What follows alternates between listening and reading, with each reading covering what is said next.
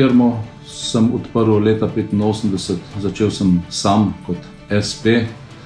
Ves čas se trudimo, da bi bili dobri, da bi firma napredovala, zato sem že kaj kmalu začel zaposlovati, tako da nas je danes okrog 80, da imamo eno firmo tudi v Bosni.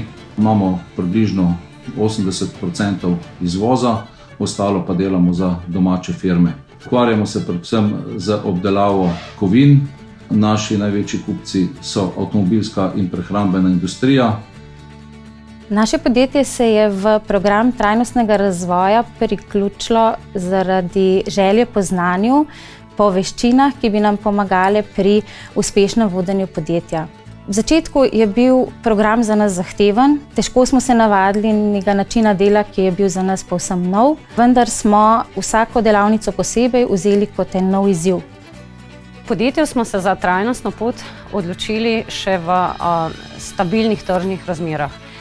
Predvsem smo se odločili zaradi vedno višjih zahtev kupcev v avtomobilski industriji. Proces trajnostne transformacije smo začeli v času razglašene epidemije, zato je večinoma konstruktivnega dialoga potekala na daljavo. Na začetku se nam je ta pristop zdel zelo zahteven, vendar smo sčasoma dosegli tisto, kar se nam je na začetku zdelo popolnoma nedosegljivo.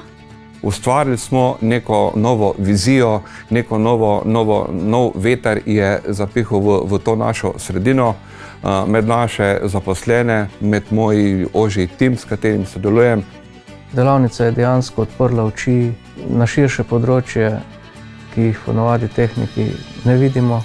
Prej smo videli recimo samo razvoj od takrat, ko pride naročilo, do takrat, ko odide prvi izdelek iz hiše. Zdaj vidimo pa tudi to, kako je pomemben trg in predvsem ugotavljanje potreb trga. Vsak posameznik seveda že sedaj deluje z nekimi vrednotami, sedaj pa smo jih nekako povezali v celoto, kar nam pomaga tudi pri timskem sodelovanju. Strokovnjakin pogled nam je prinesel veliko pozitivnega, odprl nam je obzorja, kjer nismo tako doma in vidimo, da smo sposobni tudi v neke druge vode stopiti in peljati podjetje v to smer trajnosti in s tem razvijati tudi dobavitelje in vse ostale, ki so z nami povezani. Tekom naših delavnic so udeleženci prepoznali veliko novih pristopov, predvsem pa se mi zdi, da so prepoznali tudi svoje talente, ki so bili mogoče sedaj skriti in so prišli na plan. Pri oblikovanju strateških ciljev in pa določanju strateških projektov smo velikokrat znotraj skupine prišli do številnih nesoglasij, ki smo jih tekom tega procesa razrešili, predvsem pa smo na koncu vsi skupaj ugotovili, da govorimo isti jezik, vendar na drugačen način.